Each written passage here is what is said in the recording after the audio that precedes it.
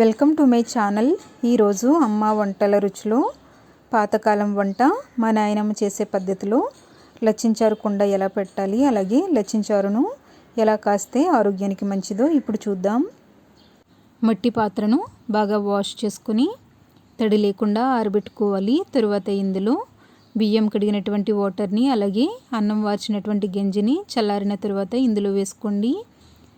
ప్రతిరోజు కూడా పైన ఉన్నటువంటి పల్చటి వాటర్ని తీసేసుకుని బియ్యం కడిగినటువంటి వాటర్ను అలాగే అన్నం వార్చినటువంటి గంజిని ప్రతిరోజు వేసుకుంటూ ఉండాలి. ఇలా ఇది నిండేంత వరకు వేసుకున్న తర్వాత దీనిని 3 నుంచి 4 రోజుల పాటు పులవబెట్టుకొని పులిసిన తర్వాత పైన ఉన్నటువంటి పల్చటి వాటర్ను వేరొక బౌల్లోకి తీసుకొని చిక్కగా ఉండే దానితో ఇప్పుడు లచ్చిన చారు తయారు చేసుకోవాలి. దీనిని స్ట్రెయినర్లో కానీ లేదా కాటన్ క్లాత్లో కానీ వడకట్టుకోండి. ఇలా వడకట్టుకున్నటువంటి లచ్చిన చారులో సన్నగా చీల్చినటువంటి పచ్చిమిరపకాయలు 5, ఇలా సన్నగా పొడవుగా తరిగినటువంటి ఉల్లిపాయ పెద్దది 1, ఇలా కట్ చేసుకున్నటువంటి బెండకాయలు 4 లేదా 5,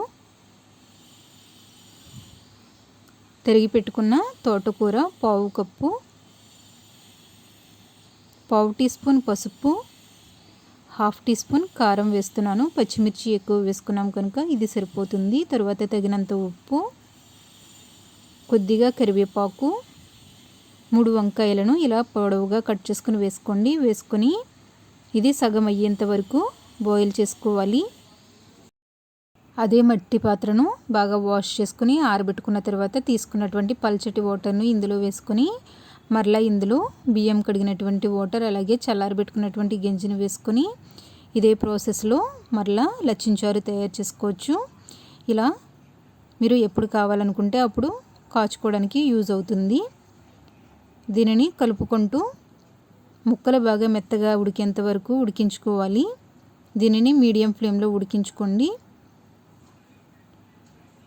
ఇది సగం అయ్యేంత వరకు బాగా మరిగించుకోవాలి.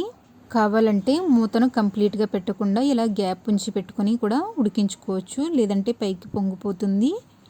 ఇలా ముక్క బాగా మెత్తగా ఉడికి ఇలా సగం అయ్యేంత వరకు ఉడికించుకున్న తర్వాత స్టవ్ ఆఫ్ చేసుకుందాం. దీనికి తాలింపు ఏమీ అవసరం లేదు. మీరు కావాలనుకుంటే ఆవాలు, జీలకర్ర, ఎండుమిర్చి, కరివేపాకుతో తాలింపు పెట్టుకోవచ్చు. మా నాన్నమ్మ అయితే ఇలాగే తయారు చేసేవారు, అందుకే నేను ఇలా చేస్తున్నాను. దీనిని రైస్తో తిన్నట్లయితే చాలా టేస్టీగా ఉంటుంది, ఆరోగ్యానికి కూడా చాలా మంచిది. మీరు కూడా సమ్మర్లో ఇలా తయారు చేసుకోండి.